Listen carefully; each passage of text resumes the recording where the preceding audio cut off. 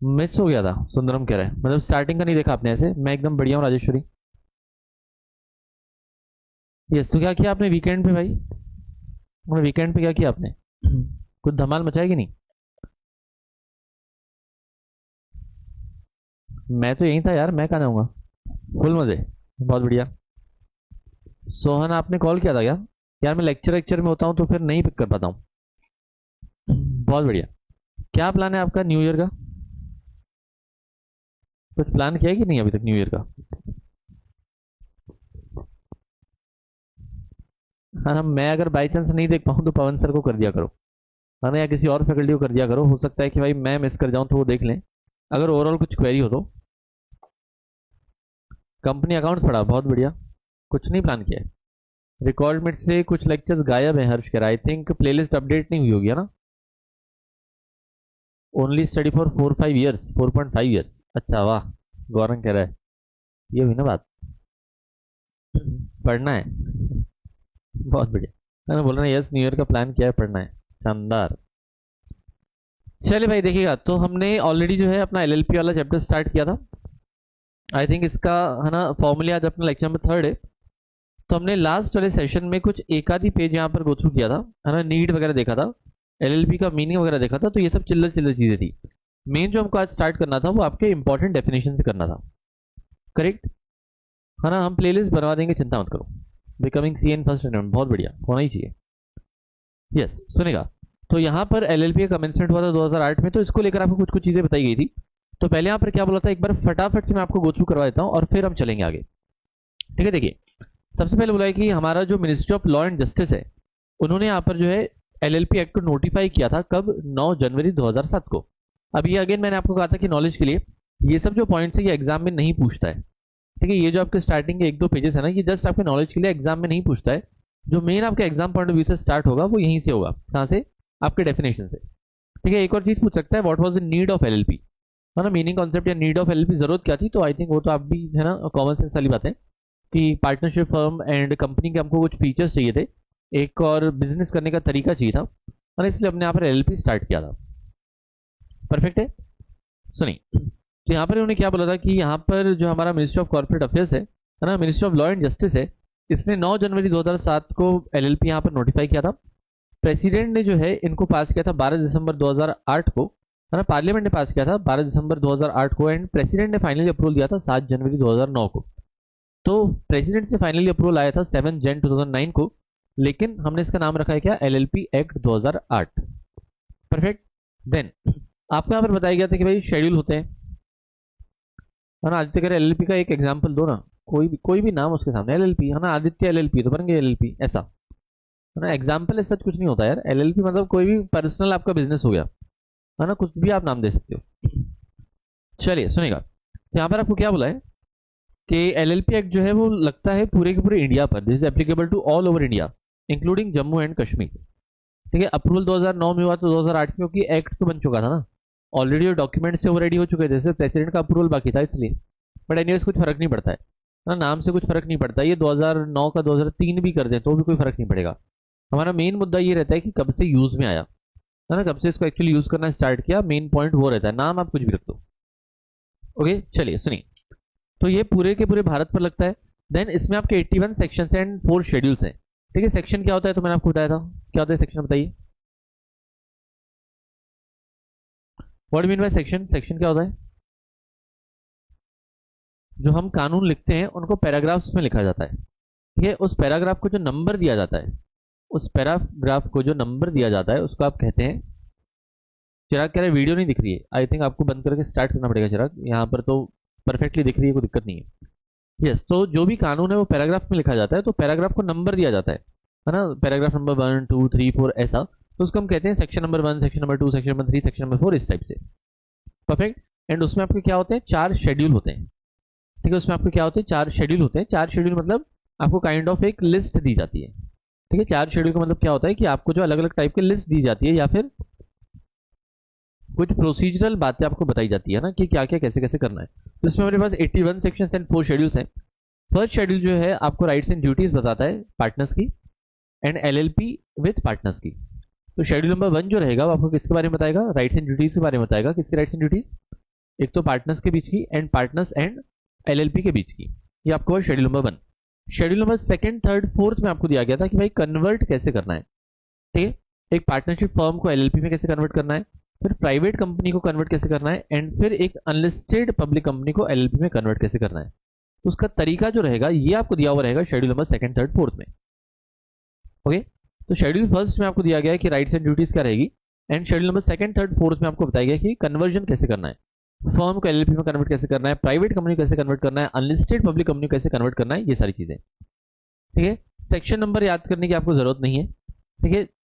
अभी तो ऐसा जो है शेड्यूल नंबर आपको दिए गए, शेड्यूल नंबर याद करना है ना, शेड्यूल नंबर याद करना है, सेक्शन नंबर अभी आपको याद करने की जरूरत नहीं है। ओके, मैं आपको आगे बता दूंगा सेक्शन नंबर का क्या करना है, लेकिन ये शेड्यूल नंबर आपको याद रखना है, ठीक है। Then ministry of corporate affairs and ROC, ठीक है, ministry of corporate affairs and ROC मतलब रजिस्ट्रार ऑफ कंपनीज, ये दोनों क्या करते हैं, ये दोनों मिलकर जो है हमारे बेसिकली एलएलपी वगैरह संभालते हैं। तो आपके ministry of corporate affairs and L आपका जो आरओसी है, इनको हमने जिम्मेदारी देख रखी है कि एलएलपी का, लिमिटेड लायबिलिटी पार्टनरशिप का जो भी प्रोसीजरल पार्ट रहेगा, जो भी एडमिनिस्ट्रेटिव पार्ट रहेगा, वो सब ये लोग मिलकर संभालेंगे। परफेक्ट। देन आपको यहाँ पर क्या बोला है कि जैसे कोई कानून होता है, एक्ट होता है, तो उसके साथ रूल्स भी होते हैं। जैसे कंपनीज एक्ट है तो कंपनी का रूल्स भी होते हैं, ठीक है। अगर आप इनकम टैक्स पढ़ेंगे तो इनकम टैक्स के रूल्स भी होते हैं, अगर आप जीएसटी एक्ट पढ़ेंगे तो जीएसटी के रूल्स भी होते हैं। तो वैसे ही यहाँ पर अपने पास एलएलपी के रूल्स हैं। तो एलएलपी के रूल्स बनाने का जो हमने पावर दिया है वो किसको दिया, तो सेंट्रल गवर्नमेंट को दिया हुआ है। हमारी जो केंद्रीय सरकार है, जो सत्ता में बैठी हुई है, कुर्सी में बैठी हुई है, वो यहाँ पर जो है रूल्स बनाते हैं, ठीक है। एक नोटिफिकेशन आता है ऑफिशियल गैजेट में, तो भारत का राजपत्र हमने देखा था, तो उस डॉक्यूमेंट को हम लोग कहते हैं नोटिफिकेशन। एंड वो डॉक्यूमेंट को जब नोटिफिकेशन कहते हैं तो उससे क्या होता है, कोई भी नया वाला सेक्शन आता है ना, या पुराना जाता है, या कुछ अमेंडमेंट चेंजेस आना होता है तो उससे आता है। तो ये आपको कुछ कुछ पहले बेसिक बातें दी गई थी। देन नेक्स्ट आपको बोला गया था need of new form of LLP. तो हमको यहाँ पर एक सॉरी बिजनेस चलाने का एक अलग व्हीकल चाहिए था, एक तरीका चाहिए था, तो हमने एलएलपी बनाया था। And partnership firm and companies के फीचर्स चाहिए थे, हमको ओनरशिप भी चाहिए थी, लिमिटेड लायबिलिटी भी चाहिए थी, तो इसने हमने यहाँ पर क्या किया था, एलएलपी एक्ट बनाया 2008 में। तो ये सब बातें यहाँ पर लिखी हुई थी। देन यहाँ पर आपको है ना, ये भी चीज़ें रिपीटेशन थी, जो यहाँ पर मीनिंग एंड कॉन्सेप्ट था एलएलपी का, ये भी चीज़ें आपकी रिपीटेशन में थी। तो ऊपर तक का हमने जो भी गो थ्रू किया था परसों, वो क्लियर है क्या आपको, बताइए। Yes, all good, all perfect, है ना। ओके, तो चलिए, तो अब हम जो है मेन मुद्दा इस चैप्टर का स्टार्ट करते हैं। अब आपको यहाँ पर दिए गए हैं इंपॉर्टेंट डेफिनेशंस। अब आपको यहाँ पर दिया गया है क्या, इंपॉर्टेंट डेफिनेशंस। तो सुनेगा, जैसे मैंने आपको बताया था कि कोई भी कानून जब चालू होता है तो सेक्शन नंबर 1 बेसिक होता है।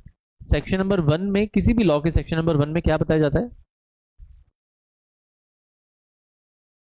किसी भी कानून के सेक्शन नंबर 1 में क्या बताया जाता है, किसी भी लॉ के सेक्शन नंबर 1 में क्या बताया जाता है। सेक्शन मैंने बताया था बेटा, सेक्शन लॉ में यूज होता है, आर्टिकल कॉन्स्टिट्यूशन में यूज होता है ना। सेक्शन जो वर्ड है वो लॉ में यूज होता है, किसी भी कानून में यूज होता है। एंड आर्टिकल जो वर्ड है सोहम, वो किसमें यूज होता है, आपका सोहन अग्रवाल, है ना, वो आपके कॉन्स्टिट्यूशन में होता है, ठीक है। जो पैराग्राफ होते हैं, अगर वो लॉ में रहा, अगर लॉ में रहा तो सेक्शन, और कॉन्स्टिट्यूशन में रहा तो आर्टिकल, उतना ही है। चलिए, वेरी गुड, है ना। तो सेक्शन नंबर 1 आपको क्या बताता है कि उसका नाम क्या है, टाइटल क्या है, कब से कमेंस हुआ है, कहाँ कहाँ पर एप्लीकेबल करना है, ये आपको सेक्शन नंबर 1 बताएगा। लेकिन सेक्शन नंबर 2 आपको यहाँ पर क्या बताता है कि डेफिनेशंस। जनरली किसी भी कानून का सेक्शन नंबर 2 जो आपको अलग अलग टाइप के डेफिनेशंस बताएगा। जैसे यहाँ पर आपको दिया गया है बॉडी कॉर्पोरेट, फिर बिजनेस, फिर डेजिग्नेटेड पार्टनर, फिर एंटिटी, फाइनेंशियल ईयर, एलपी वगैरह वगैरह वगैरह। तो इसमें पहले आपको दिया गया है body corporate. And generally definition जो लिखी जाती है ना, ये अल्फाबेटिकली लिखी जाती है, ठीक है। जो भी आपको यहाँ पर डेफिनेशन लिखते हैं, जैसे देखो यहाँ पर पहले ये बी फॉर बॉडी कॉर्पोरेट आया, ठीक है, फिर सी वाली आएगी, फिर डी वाली आएगी, फिर बिजनेस आया, फिर डेजिग्नेटेड पार्टनर आया डी से, फिर ई से एंटिटी आया, ठीक है, फिर एफ आ गया, फिर एल आ गया, तो देन पी आ गया। तो जो जो आपके काम की हैं उन्होंने उतनी यहाँ पर डाल के रखी है, ठीक है। तो ये डेफिनेशन जनरली कैसे लिखी जाती हैं, तो अल्फाबेटिकली लिखी जाती हैं, ताकि अगर आपको कोई भी वर्ड ढूंढना हो फ्यूचर में तो आपको पता चले कि भाई अल्फाबेटिकली अपने को ढूंढना है, ठीक है। चलिए सुनिए, सबसे पहला आपको वर्ड दिया गया बॉडी कॉर्पोरेट। अब बॉडी कॉर्पोरेट का मतलब वैसे क्या होता है, एक बार मैं आपको जनरल सेंस में बता दूं बॉडी कॉर्पोरेट का मतलब क्या होता है। जनरल सेंस में जब भी बिजनेस चलाने वाले को एंड बिजनेस को दो अलग अलग इंसानों के रूप में देखा जाता है, दो अलग अलग पर्सन्स के रूप में देखा जाता है। किसको? जब बिजनेस चलाने वाले को, है ना, ये टाइम पास कर रहा, अब इधर फोकस करना मनीष, है ना, यस, है ना आदित्य, जो भी मैं आपको इंपॉर्टेंट पॉइंट्स बताऊंगा तो आप लिखते हुए चल सकते हो एंड एग्जांपल्स भी आप नोट डाउन कर सकते हैं। ओके, देखिए, तो अगर बिजनेस को एंड बिजनेस चलाने वाले को अलग अलग पर्सन माना जाता है तो उसको हम कहते हैं बॉडी कॉर्पोरेट। ठीक है, अगर बिजनेस को एंड बिजनेस चलाने वाले को दो अलग अलग इंसान माना जाता है तो जो बिजनेस होता है उसको हम नाम देते हैं बॉडी कॉर्पोरेट। जैसे आपकी कंपनी हो गई, ठीक है, सेपरेट लीगल एंटिटी, परफेक्ट। तो कंपनी अलग होती है एंड शेयर होल्डर्स अलग होते हैं, है ना। रिलायंस इंडस्ट्रीज अलग है, मुकेश अंबानी अलग है, मुकेश अंबानी डायरेक्टर है। ठीक है, मुकेश अंबानी जो है कल जो है अगर चले भी जाते हैं, है ना, तो भी कंपनी तो चलेगी कि नहीं, है ना।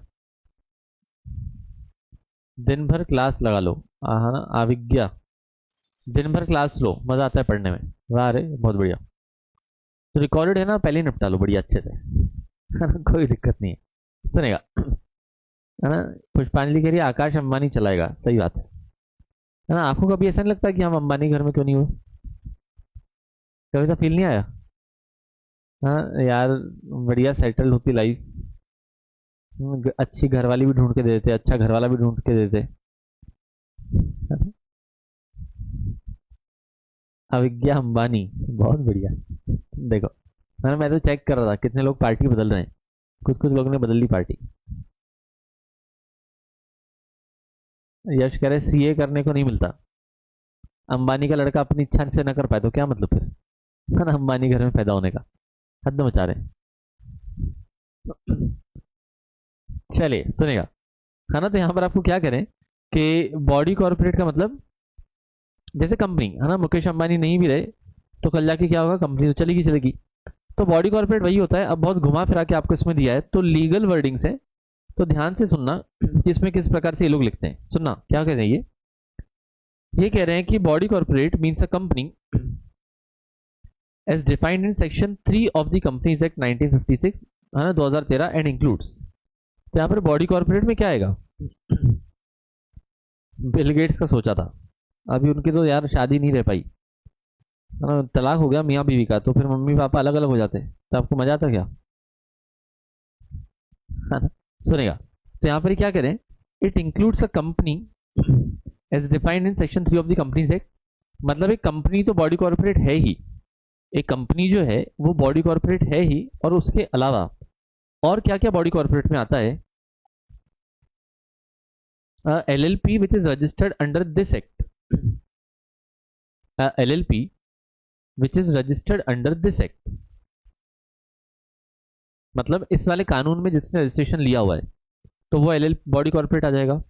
एंड और उसके अलावा LLP incorporated outside India, incorporated का मतलब क्या है ना, यहाँ पर इनकॉर्पोरेटेड के साथ क्या है, अंग्रेजों को पता नहीं क्या रहता है, जब देखो तलाक लेते हैं, बोर हो जाता है ना जैसे अपन कैसे होता है कि अपन आइसक्रीम भी खाने जाते तो लगता है ना कि अब एक बार तो दूसरी ट्राई कर लें, तो बिल्कुल वैसा ही उनको भी लगता है कि अब बहुत साल हो गए, अब थोड़ा सा चेंज। वेरी गुड राजेश्वरी, चलिए सुने, है ना, सुनेगा। तो यहाँ पर ही क्या करें, अरे यहाँ पर ही क्या करें, यहाँ पर ही क्या करें, सुनेगा ध्यान से। नहीं नहीं, अभी नोरा से बोर नहीं हुए। तो पहले बोल रहा है कि LLP registered under this act, तो इस वाले कानून में जो रजिस्टर्ड है वो तो एलएलपी कहलाएगी। And LLP incorporate outside India, LLP incorporate outside India, incorporate का मतलब क्या होता है, इनकॉर्पोरेट का मतलब होता है रजिस्ट्रेशन, ठीक है, इनकॉर्पोरेटेड का मतलब होता है रजिस्ट्रेशन। तो अगर वो इंडिया के बाहर रजिस्टर्ड है एंड, है ना, उसके अलावा मतलब वो भी इसमें आएगी, वो भी इसमें आ जाएगी बॉडी कॉर्पोरेट में। And a company incorporate outside India but does not include, तो पहले तो देखो कौन कौन आएगा। पहले उन्होंने क्या बोला है कि बॉडी कॉर्पोरेट की डेफिनेशन में कौन कौन आएगा। तो पहले तो बोला है कि कंपनी आएगी, ठीक है, पहले तो बोला है कंपनी आएगी। नेक्स्ट क्या बोला है, एलएलपी जो इंडिया में इनकॉर्पोरेट हुई है वो भी आएगी, एलएलपी जो इंडिया के बाहर इनकॉर्पोरेट हुई है और अगर इंडिया में काम कर रही है, ठीक है। थर्ड वाले पॉइंट का मतलब है कि एक लिमिटेड लायबिलिटी पार्टनरशिप है जो इंडिया के बाहर रजिस्टर हुई है लेकिन इंडिया में आके काम कर रही है, तो उसको भी हम यहाँ पर कवर अप करेंगे, उसको भी हम अपने कानून में कवर अप करेंगे, उनको फॉलो करना पड़ेगा। Then a company incorporated outside India, मतलब अगर इंडिया के बाहर की कंपनी है और इंडिया में काम कर रही है तो उसको भी हम बॉडी कॉर्पोरेट मानेंगे। कोई ऐसा एग्जाम्पल दे सकते हो क्या आप कि बाहर की कंपनी है लेकिन इंडिया में काम कर रही है, जैसे इंडिया के बाहर की कंपनी है Coca Cola, yes very good. Bitcoin तो कंपनी नहीं है, नाइके, उबर, वॉलमार्ट, है ना, Deloitte, yes, Amazon, very good, है ना, अमेजॉन वगैरह वगैरह, यस परफेक्ट, है ना, नेस्ले, परफेक्ट। तो अगर इंडिया के बाहर की कंपनीज है और अगर इंडिया में आके काम कर रही हैं तो इनको भी हम बॉडी कॉर्पोरेट मानेंगे। तो इंडिया के जो कंपनीज एक्ट में है वो तो आएगा ही आएगा, है ना, इंडिया के जो कंपनीज एक्ट में है वो तो आएगा ही आएगा। देन एलएलपी जो इंडिया में बनी हुई है वो भी आएगा, एलएलपी जो इंडिया के बाहर है वो भी आएगा, एंड कंपनी जो इंडिया के बाहर अगर इनकॉर्पोरेट हुई है तो वो भी आपके एलएलपी के डेफिनेशन में आएगी। लेकिन क्या क्या नहीं आएगा, इन्फोसिस तो इंडिया की कंपनी है, इंडिया से स्टार्ट हुई है। चलिए सुनेगा, अब यहां पर बट डज नॉट इंक्लूड, है ना, अब आपको नेक्स्ट ये क्या कह रहे हैं, बट डज नॉट इंक्लूड, तो क्या क्या बॉडी कॉर्पोरेट में नहीं आता है ना, क्या क्या बॉडी कॉर्पोरेट में नहीं आता है। तो पहले आपको बोल के रखा है कॉर्पोरेशन सोल। अब कॉर्पोरेशन सोल मतलब ये क्या कहना चाह रहे हैं, ये कहना चाह रहे हैं कि अगर वन पर्सन कंपनी है ना, वन पर्सन कंपनी है या फिर कोई सोल प्रोप्राइटर है, ठीक है, क्या कहना चाह रहे हैं कि अगर कोई वन पर्सन कंपनी है या फिर कोई सोल प्रोप्राइटर है, तो मेन फोकस यहां पर इनका रहेगा सोल प्रोप्राइटर पर। सोल प्रोप्राइटर बोले तो, है ना, अकेला इंसान जो दुकान चला रहा है, अकेला इंसान जो दुकान चला रहा है उसको आप कहते हैं सोल प्रोप्राइटर, तो वो बॉडी कॉर्पोरेट में नहीं आएंगे, है ना, वो बॉडी कॉर्पोरेट में नहीं आएंगे। Second, a cooperative society registered under any law for the timing in force, तो कोऑपरेटिव सोसाइटीज जो होती हैं, ठीक है, आपने सुना होगा ना, हाउसिंग कोऑपरेटिव सोसाइटीज होती हैं, दुनिया भर की कोऑपरेटिव सोसाइटीज होती हैं, तो वो भी इसमें नहीं आएंगे। Then any other body corporate, है ना, any other body corporate which the central government may by notification specify in this behalf, या फिर कोई भी दूसरी जो है यहाँ पर बॉडी कॉर्पोरेट है जिसको सरकार ने मना करके रखा है ना, जिसको सरकार ने अगर मना करके रखा है कि आप बॉडी कॉर्पोरेट में नहीं आओगे, तो वो वाली, है ना, उनको ये वाला डेफिनेशन जो है फॉलो करने की जरूरत नहीं है, ये वाला लॉ फॉलो करने की जरूरत नहीं है। परफेक्ट। तो इन्होंने क्या बोला है, 4 चीजें आएगी और 3 चीजें नहीं आएगी, ठीक है, ये कंपनी मिला के 4 चीजें आएगी और ये 3 चीजें हैं जो बॉडी कॉर्पोरेट में नहीं आएगी। तो बॉडी कॉर्पोरेट में किस किस को हमने बाहर किया है, तो पहला उसमें वर्ड लिखा हुआ है कॉर्पोरेशन सोल, ठीक है, पहला उसमें वर्ड लिखा हुआ है कॉर्पोरेशन सोल, तो आप ट्राई करना कि यही वर्ड लिख के आओ, कौन सा, है ना, कॉर्पोरेशन सोल। नेक्स्ट बोला है कि कोऑपरेटिव सोसाइटी, ठीक है, पहला corporation sole, then cooperative society, then next वाला कोई भी दूसरा बॉडी कॉर्पोरेट जिसको सेंट्रल गवर्नमेंट ने मना करके रखा है ना, दूसरा कोई भी बॉडी कॉर्पोरेट जिसको सेंट्रल गवर्नमेंट ने मना करके रखा है ना, दूसरा कोई भी बॉडी कॉर्पोरेट जिसको सेंट्रल गवर्नमेंट ने बोला है कि भाई आप बॉडी कॉर्पोरेट नहीं हो, मतलब उनके ऊपर अगर कानून एप्लीकेबल नहीं करना है तो वो भी यहाँ पर आएंगे, ठीक है। तो तीनों इसमें बॉडी कॉर्पोरेट में नहीं आएंगे, corporation sole, cooperative society and आपका एनी अदर बॉडी कॉर्पोरेट जो सेंट्रल गवर्नमेंट ने नोटिफाई करके रखा है। क्लियर एकदम, परफेक्ट। तो बॉडी कॉर्पोरेट में कौन कौन आएगा एकदम लास्ट टाइम बता दो, बॉडी कॉर्पोरेट में कौन कौन आएगा एकदम लास्ट टाइम बता दीजिए। कंपनी जो इंडिया में रजिस्टर्ड है, कंपनीज एक्ट वाली, है ना, कंपनी जो इंडिया के बाहर रजिस्टर्ड है वो भी आ जाएगी, एलएलपी जो इंडिया में रजिस्टर्ड है वो भी आएगी, एलएलपी जो इंडिया के बाहर रजिस्टर्ड है वो भी आएगी। लेकिन क्या क्या नहीं आएगा, तो कॉर्पोरेशन सोल नहीं आएगा, कोऑपरेटिव सोसाइटी नहीं आएगी। सरकार ने ऐसे एक्स्ट्रा पॉइंट ये डाल के रखते हैं कि अगर उनको लगता है किसी को एलएलपी के लॉ फॉलो नहीं करवाना है ना, तो उसको बोल देंगे कि भाई आप बॉडी कॉर्पोरेट नहीं हो। तो सरकार ने पावर अपने पास रखा है कि सेंट्रल गवर्नमेंट ने अगर कहा कि आप बॉडी कॉर्पोरेट नहीं हो तो फिर उनको बॉडी कॉर्पोरेट की डेफिनेशन से बाहर कर दिया जाएगा। परफेक्ट, यहां तक क्लियर है, बताइए। तो ये आपकी पहली डेफिनेशन हुई किसकी, बॉडी कॉर्पोरेट की। देन नेक्स्ट आपको दिया गया काफी सारी जो इसमें उन्होंने डेफिनेशन से चिल्लर चिल्लर है, कुछ कुछ अच्छी वर्डिंग्स वाली भी हैं, बताता हूँ सॉरी। नेक्स्ट आपको दिया गया है बिजनेस की डेफिनेशन। बिजनेस में क्या क्या आता है ना, बिजनेस में क्या क्या आता है, तो it includes every trade profession service occupation, है ना। इसमें क्या क्या जाएगा आपका, trade profession service occupation. Okay, अगर आपको शॉर्ट में याद करना है तो इसमें आपका आ जाएगा पोस्ट। ठीक है, शॉर्ट में अगर आपको इसको याद रखना है तो इसमें आ जाएगा आपका पोस्ट।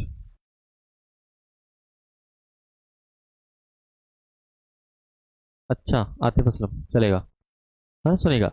तो पोस्ट मतलब क्या क्या आ जाएगा इसमें, है ना, profession, occupation, service and trade. ठीक है, यहाँ पर बिजनेस में क्या क्या जाएगा आपका, बिजनेस इंक्लूड्स पोस्ट। संकेत कह रहा है स्टॉप। हाँ बढ़िया, जंबल जंबल खेलते हैं ना, वर्ड्स को जंबल करना कोई दिक्कत नहीं है, जैसा आपको पसंद आए वैसे करो। प्रोफेशन बिजनेस कैसे, तो प्रोफेशन की डेफिनेशन अलग से देनी पड़ती ना इनको, है ना, प्रोफेशन की डेफिनेशन इनको अलग से देनी पड़ती ना। और बिजनेस मतलब ऐसा नहीं कि भाई दुकान खोल के बैठे उसी को बिजनेस बोलते हैं, है ना। अगर दुकान खोल के बैठे हैं तो सिर्फ उसी को बिजनेस होता है ऐसा नहीं है ना। इसका मतलब सीए भी बिजनेस है, धंधा सभी कर रहे हैं ना। बिजनेस का मतलब क्या होता है, बिजनेस का मतलब क्या होता है, टॉप्स, है ना। अक्षत कह रहे हैं टॉप्स, यही बच गया जीवन में, है ना, यस वेरी गुड। तो बिजनेस का मतलब क्या होता है भाई, बिजनेस कहाँ से वर्ड आया है, बिजीनेस से, आपको पता होगा, है ना। बिजनेस कहाँ से वर्ड आया, तो बिजीनेस से आया है। तो आप कुछ भी करो ना, कोई दिक्कत नहीं है ना, आप कुछ भी करो ना, कोई दिक्कत नहीं है। आप, है ना, ट्रेड करो, प्रोफेशन करो, ऑक्यूपेशन करो, सर्विस दो, तो सारे के सारे आपके बिजनेस में आते हैं। बिजनेस को भी प्रोफेशन कह सकते हैं क्या, बिजनेस की तो डेफिनेशन दी हुई है ना। प्रोफेशन को बिजनेस कह सकते हैं, तो profession is a kind of business. ठीक है, profession is a kind of business. Avigya कह रही है कि सुबह कॉलेज रहता है क्या, शाम में रखा करो। शाम में यार कभी कभी क्या, फिर मैं अवेलेबल नहीं रहता हूँ, दिक्कत हो जाती है। चलिए सुनेगा, तो यहाँ पर आपके बिजनेस में सब कुछ आ जाएगा, एकदम कॉमन सेंस वाली चीजें। आगे चलते हैं, डेजिग्नेटेड पार्टनर। डेजिग्नेटेड पार्टनर मतलब जिसको हमने डेजिग्नेशन दिया है कि आप डेजिग्नेटेड पार्टनर हो, उसको डेजिग्नेटेड पार्टनर कहेंगे। ठीक है, तो designated partner means any partner designated as such according to section number 7। तो सिंपल वर्ड्स में हमने जिस इंसान को बोला है कि आप डेजिग्नेटेड पार्टनर हो तो डेजिग्नेटेड पार्टनर है, ऐसा, है ना। हमने जिसको कह के रखा है तो, है ना, बेसिकली क्या होता है कि एलएलपी में कम से कम दो पार्टनर्स तो चाहिए, है ना। एलएलपी में कम से कम दो पार्टनर्स तो चाहिए। ठीक है, पार्टनरशिप फर्म है तो कम से कम दो लोग तो चाहिए चाहिए। सपोज हमने यहाँ पर क्या किया, सपोज हमने यहाँ पर क्या किया, हमने टोटल 5 पार्टनर्स रखे। हमने टोटल क्या किया, हमने टोटल जो है 5 पार्टनर्स रखे, और उसमें से दो को बोला कि आप डेजिग्नेटेड हो। डेजिग्नेटेड पार्टनर का मतलब क्या होता है कि भाई उनके ऊपर जिम्मेदारी है। डेजिग्नेटेड पार्टनर का मतलब होता है कि उनके ऊपर ज़्यादा जिम्मेदारी है बिजनेस वगैरह संभालने की एंड कंप्लाइंस वगैरह करने की। ठीक है, डेजिग्नेटेड पार्टनर के ऊपर ज़्यादा जिम्मेदारी होती है बिजनेस वगैरह संभालने की, डिसीजन मेकिंग की, कंप्लाइंसेस वगैरह करने की, है ना। कंप्लाइंस का मतलब क्या होता है, पता है क्या आपको, कंप्लाइंस मतलब क्या होता है, सुना ही होगा आपने हो सकता है, but what do you mean by compliance.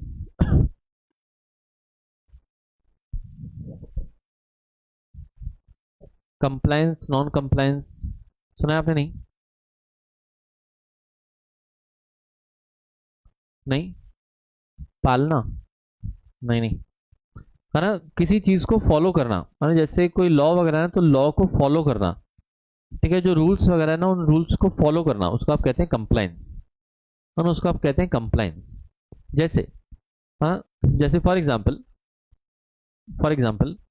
जब आप सीए बनेंगे तो आप जाके कंपनी का ऑडिट करेंगे, है ना, आप क्या करेंगे, कंपनी का जाके ऑडिट करेंगे। तो आप क्या देखोगे कि कंपनी ने, कंपनीज एक्ट में जो भी लिखा हुआ है, कंपनीज एक्ट में जो भी लिखा हुआ है वो सारा का सारा फॉलो किया है कि नहीं। ठीक है, कंपनी ने कंपनीज एक्ट में जो जो लिखा हुआ है उसको फॉलो किया है कि नहीं। तो अगर कंपनी ने फॉलो किया है तो हम क्या बोलेंगे, कंपनी ने कंप्लायंस किया है। अगर कंपनी ने सब कुछ फॉलो किया है तो हम क्या कहते हैं कि कंपनी ने कंप्लायंस किया हुआ है। और अगर एक आध चीज मिस की तो हमने बोला है नॉन कंप्लायंस किया है। ठीक है, तो कंप्लायंस का मतलब क्या होता है कि चीजों को फॉलो करना या रूल्स या है ना लॉ को फॉलो करना, उसको आप कहते हैं कंप्लायंस। ठीक है, कंप्लायंस का मतलब क्या होता है कि चीजों को यहाँ पर फॉलो करना। परफेक्ट। जैसे आपको घर वाले बोलेंगे, है ना, फॉर एग्जाम्पल जैसे अगर आपको घर वाले आपके कहते हैं, है ना, फॉर एग्जाम्पल अगर आपके घर वाले आपको कहते हैं कि आप रूल्स रेगुलर आप 10 बजे सो जाओ। फॉर एग्जाम्पल आपके घर वाले आपको कहते हैं कि आप 10 बजे सो जाओ, और अगर आप सो गए, है ना, एंड अगर आप डेली जो है 10 बजे सो जाते हैं, तो उसका मतलब आप क्या करते हैं, आप कंप्लायंस करते हैं, है ना। इसका मतलब आप क्या करते हैं, इसका मतलब आप कंप्लायंस करते हैं, करेक्ट। लेकिन अगर आप लेट लतीफ सोते हैं, मोबाइल चला चला के सोते हैं, इंस्टा स्क्रॉल करके सोते हैं, बातें करके सोते हैं, तो आप मतलब नॉन कंप्लायंस करते हैं। ठीक है, तो कंप्लायंस वर्ड का मीनिंग समझ आया, है ना। ओके, सुनेगा।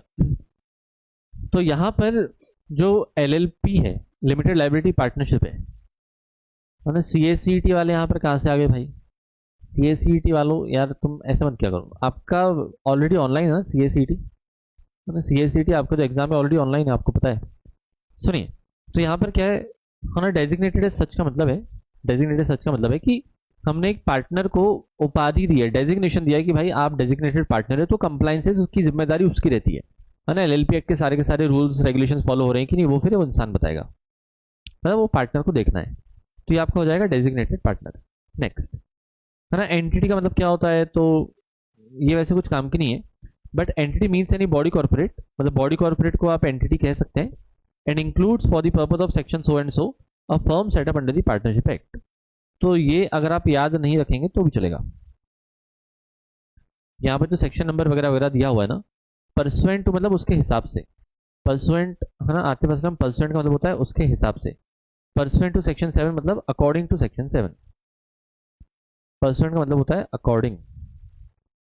ठीक है, तो एंटिटी का मतलब क्या है, एंटिटी में आपकी जो है बॉडी कॉर्पोरेट भी आएगी, एंड पार्टनरशिप एक्ट में जो पार्टनरशिप फर्म बनी है वो भी आएगी।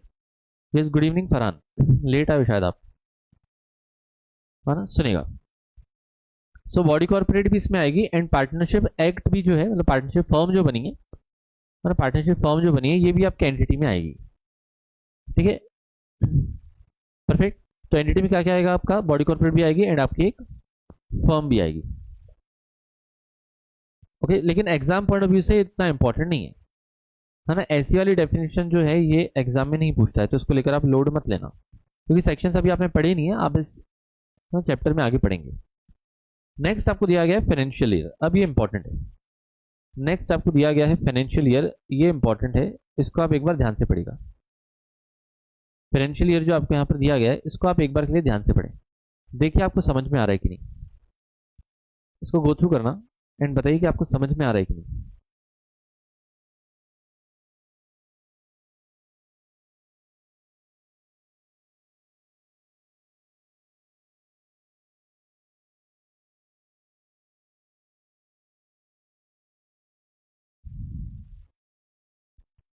हाँ, देखिए वर्डिंग्स आपको क्लियर कर दें कि नहीं।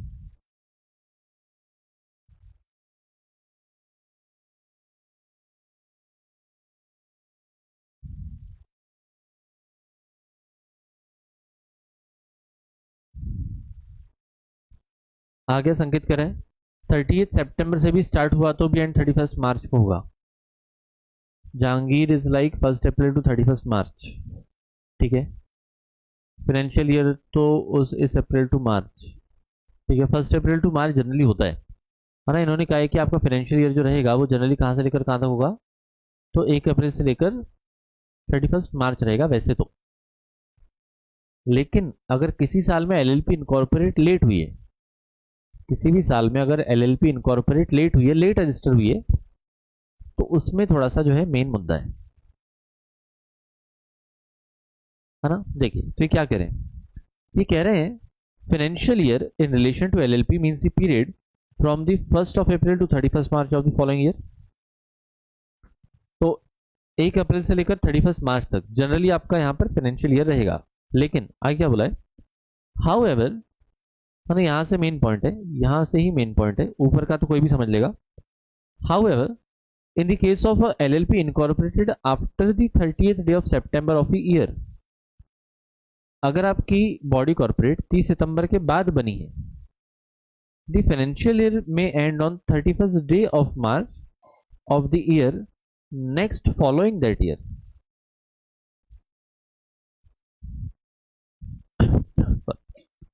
है ना, इन्होंने क्या बोला है कि अगर आपकी एलएलपी इनकॉर्पोरेट हुई है 1 अक्टूबर या उसके बाद, तो आपका फाइनेंशियल ईयर कहां पर खत्म हो सकता है? The financial year may and. May and मतलब ऑप्शनल है ना। मे एंड मतलब क्या? ऑप्शनल है। मे बोला तो क्या ऑप्शनल है, कंपलसरी नहीं है ना, कंपलसरी नहीं है। It may and on 31st of March of the year next following that year, है ना। नेक्स्ट फॉलोइंग दैट ईयर इसका मतलब क्या है, सुनना। आप इसका एग्जाम्पल चाहे तो नोट डाउन कर लें, ठीक है। फाइनेंशियल ईयर का जो है आप ना एग्जाम्पल नोट डाउन कर लें। फाइनेंशियल का आप एग्जाम्पल नोट डाउन कर लें और ये इंपॉर्टेंट है, ठीक है। सुनेगा यस ना रूबी, मैं अभी आपको एग्जाम्पल लिखाऊंगा, उससे आपको क्लियर हो जाएगा। आप इसमें लिखिएगा केस नंबर 1। आप इसमें लिखिएगा केस नंबर 1। सपोज आपको बोला है LLP incorporated on, LLP incorporated on 5 जून 2020 या 2021 ही कर लेते हैं। एलएलपी इनकॉर्पोरेटेड ऑन 5 जून 2021 2021। तो इनका फाइनेंशियल ईयर कहां से लेकर कहां तक होगा?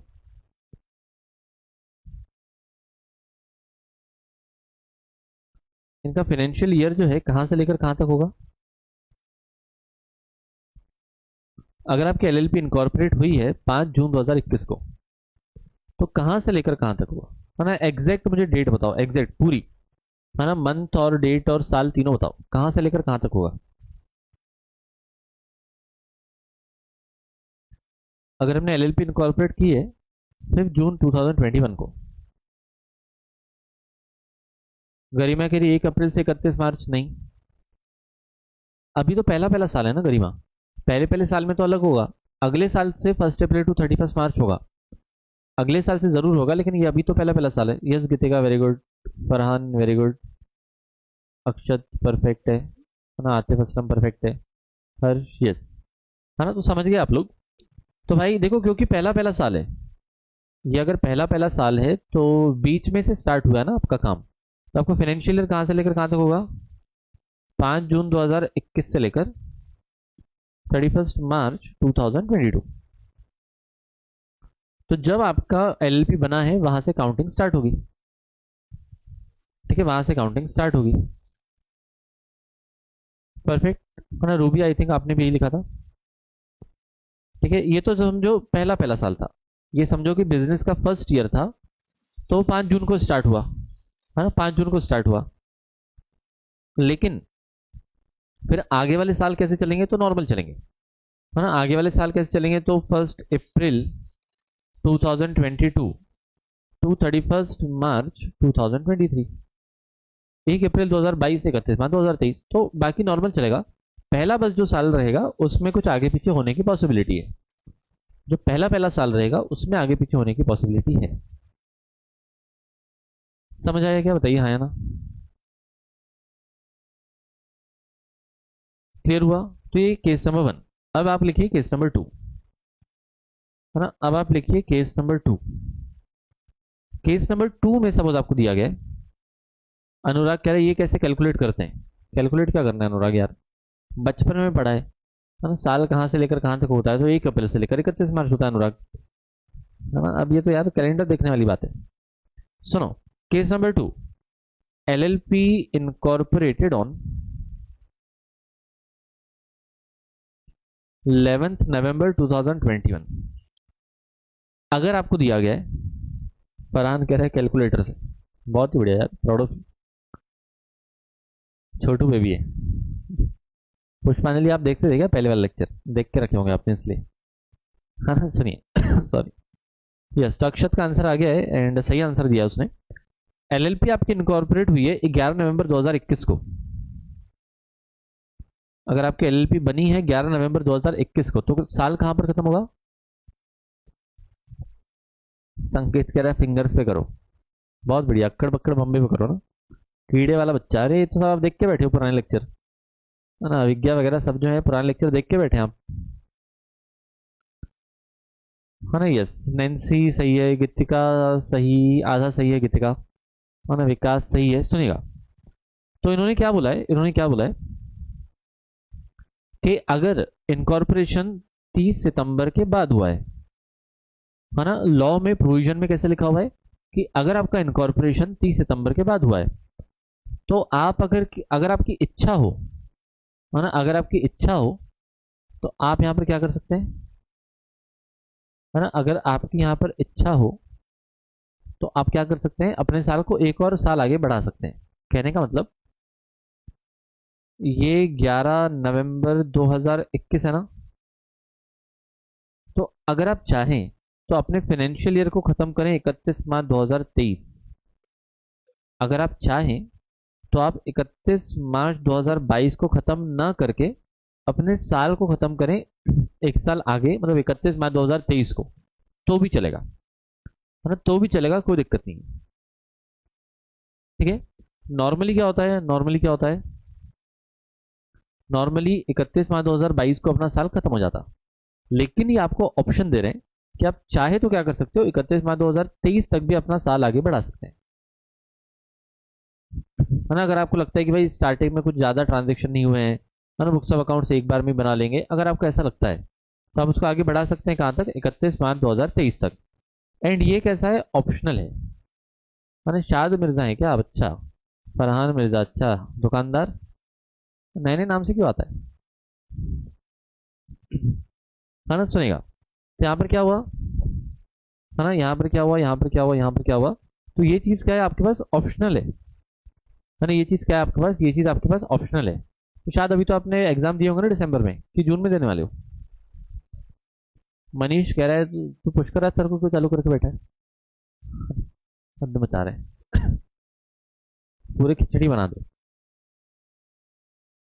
है ना। यहाँ मोर भी है, एक मोरनी का आना बाकी है, रूबी कह रही है। यहाँ मोर भी है, मोरनी का आना बाकी है बस, है ना। मोरनियाँ कितनी सारी अपने यहाँ, है ना। देखिए, अशोक भाई दिसंबर में खत्म नहीं होता है।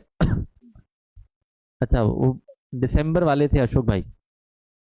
अच्छा, चलिए सुनिएगा, तो यहाँ पर क्या है ना, यहाँ पर क्या है, समझ आया कि ये वाला पॉइंट, ये वाला पॉइंट समझ में आएगा, बताइए।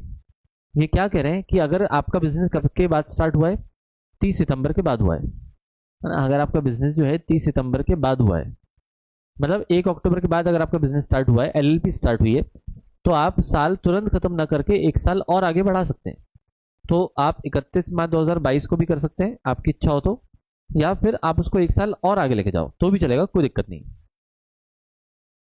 ठीक है, डन, एकदम परफेक्ट, है ना। ये आपका होगा case number 2। Then case number 3, case number 3, suppose आपको दिया हुआ है कि आपकी एलएलपी इनकॉर्पोरेट हुई है। केस नंबर 3 में आपको दिया गया है, जब आपने एलएलपी इनकॉर्पोरेट की है 30 सितंबर 2021 को। सपोज आपकी एलएलपी इनकॉर्पोरेट हुई है 30 सितंबर 2021 को, तो ये वाले एग्जांपल में क्या करोगे आप,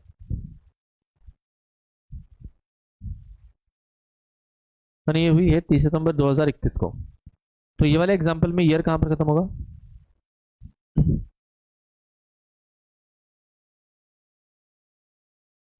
यहाँ पर जो ईयर आपका कहां पर खत्म होगा, यस, वेरी गुड। तो यहाँ पर आगे बढ़ाने की जरूरत है क्या, यहाँ पर आगे बढ़ाने की जरूरत है क्या, नहीं ना, है ना। यस, यहाँ पर 30 सितंबर 2021 है ना, तो इसी साल में खत्म हो जाएगा, इसी साल में मतलब 31 मार्च 2022, है ना। इसी साल में खत्म हो जाएगा, मतलब क्या कि 31 मार्च 2022 को ही खत्म हो जाएगा। ठीक है, लोड वाली बात ही नहीं है, तो इसमें आगे बढ़ाने का कोई स्कोप नहीं है। अगर आपने 1 अक्टूबर, है ना, 2021 या उसके बाद कभी भी बनाया, 1 अक्टूबर 2021 या उसके बाद कभी भी बनाया, तो फिर वो 2023 तक जा सकता था, आपकी इच्छा के ऊपर है। परफेक्ट एकदम। चलूँ आगे, अगर इसमें भी एकदम एकदम आपको क्लैरिटी है तो फिर चलेंगे आगे, बताइए। यस, परफेक्ट, बहुत बढ़िया। तो सुनेगा, तो यहाँ पर आपको बोला गया था फाइनेंशियल ईयर, मतलब 30 सितंबर तक जो है वैसे खत्म होना, अगर आपने स्टार्ट किया तो 2000 मार्च में खत्म हो जाएगा, अगर उसके आगे रहा तो फिर 2023 तक जा सकता है, इस एग्जाम्पल में। देन फॉरेन एलएलपी के ऊपर अभी क्वेश्चन आया था, लेटेस्ट जो एग्जाम हुए थे ना, है ना, उसमें ना फॉरेन एलएलपी के ऊपर क्वेश्चन आया था, सुनना, है ना, उसमें फॉरेन एलएलपी पर क्वेश्चन आया था। मेरे पास क्वेश्चन पेपर है क्या, तो मैं आपको क्वेश्चन पेपर दिखाता था। Just a minute, let me check. हाँ, है ना, just a minute, let me check कि गूगल पे अगर तुरंत मिलता है तो मैं आपको एक बार के लिए क्वेश्चन पेपर दिखाता हूँ। एलएलपी का ये क्वेश्चन आया था।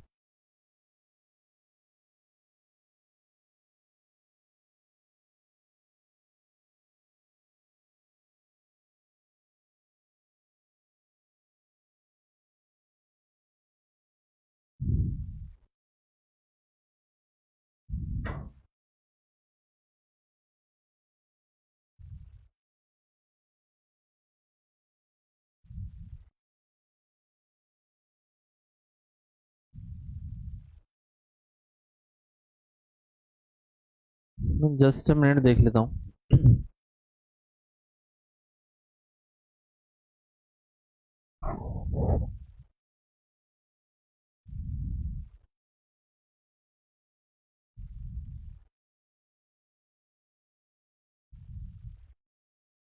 देखिए, आपका क्वेश्चन पेपर था अभी वाला, दिसंबर वाला।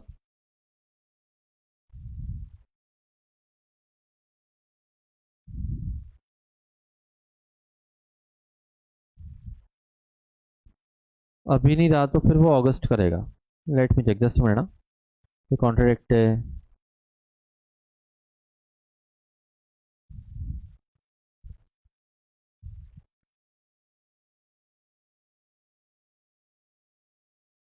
देखो, एलएलपी का एक क्वेश्चन क्या आया था अभी, मैं आपको दिखा देता हूँ। एंड एलएलपी का ये क्वेश्चन आया था, state the rules regarding registered office of LLP. हाँ, नहीं, ओल्ड सिलेबस तो सीपीटी था ना, है ना, सुनेगा। यहाँ पर क्या बोला है, state the rules regarding registered office of LLP and change therein as per the provision of the LLP act. तो रजिस्टर्ड ऑफिस को लेकर आप आगे बढ़ेंगे, उसके ऊपर एक क्वेश्चन था, ये 5 नंबर का, ठीक है। सॉरी। इसके अलावा आई थिंक फिर वो अगस्त वाले में आया था। मैं आपको क्वेश्चन तुरंत वो करवाता था, बट ठीक है, अभी के लिए सुनेगा।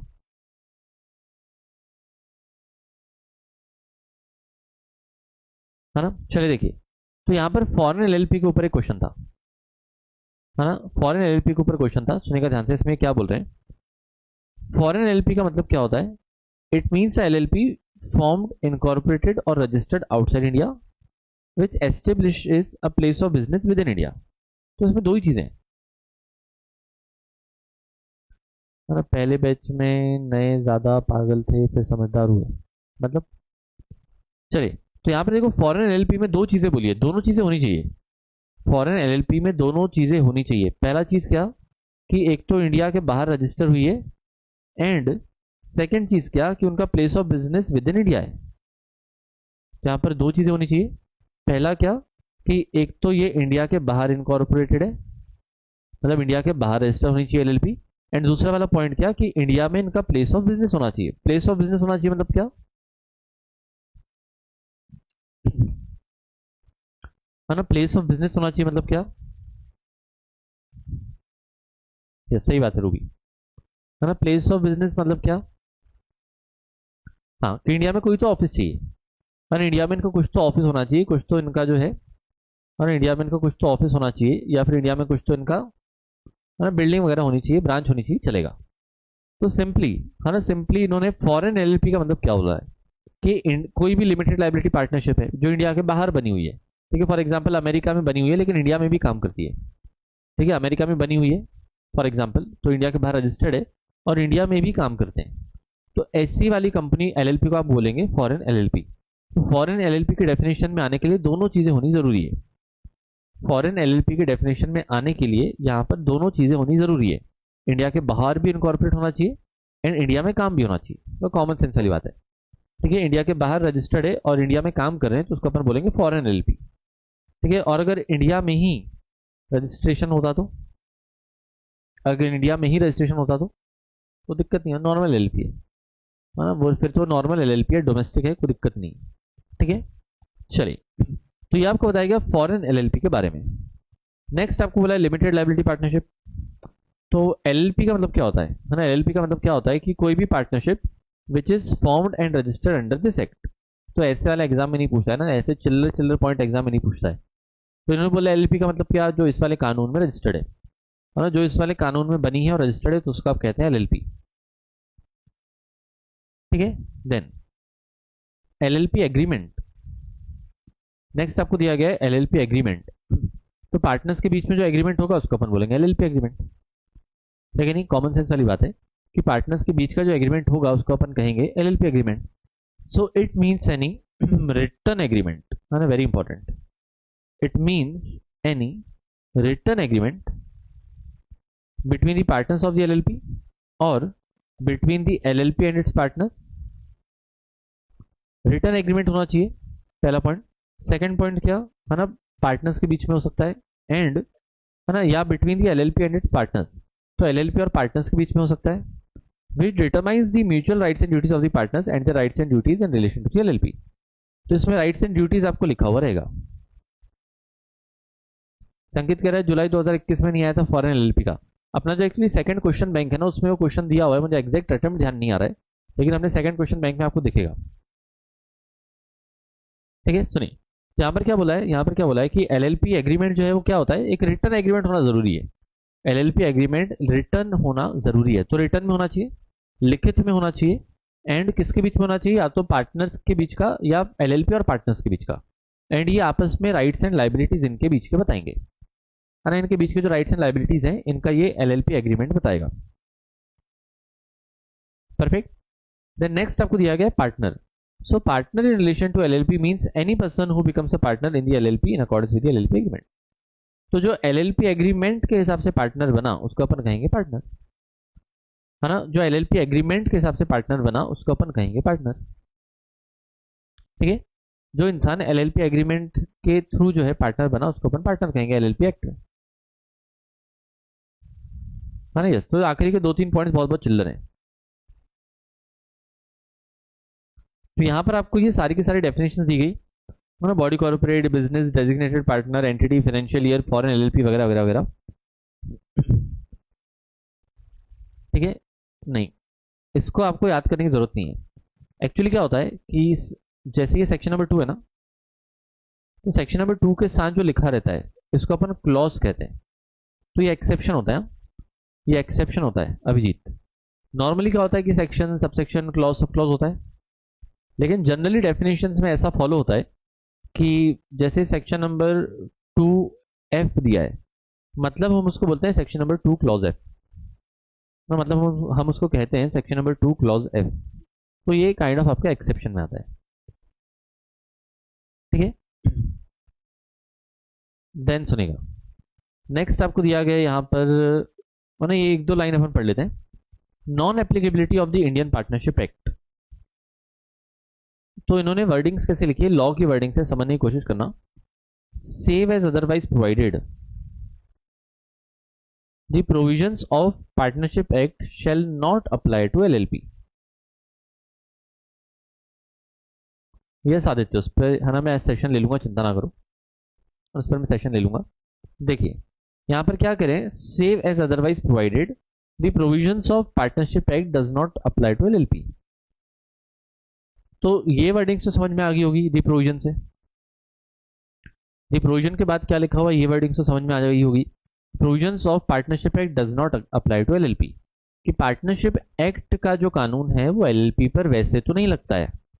Save as otherwise provided, save as otherwise provided का मतलब क्या होता है, सेव एज अदरवाइज प्रोवाइडेड का मतलब क्या होता है,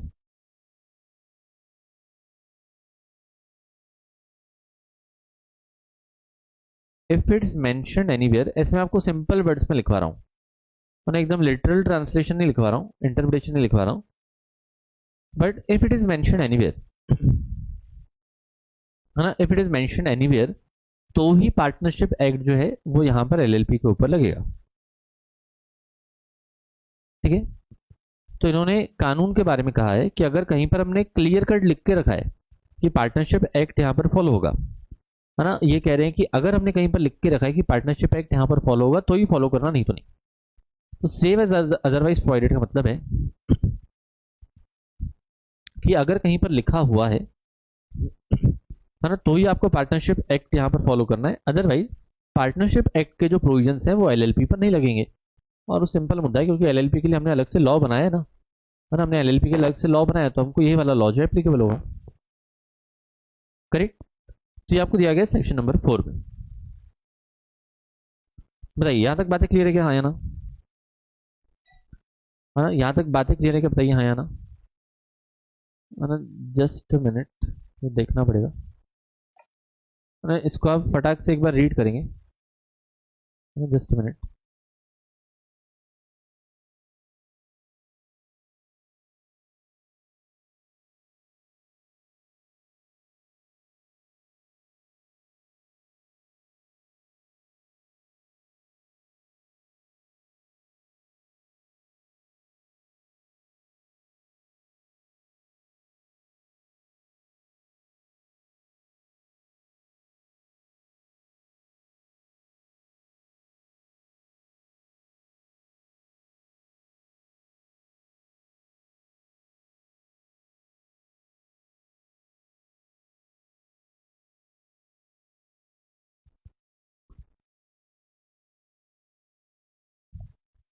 चलिए परफेक्ट।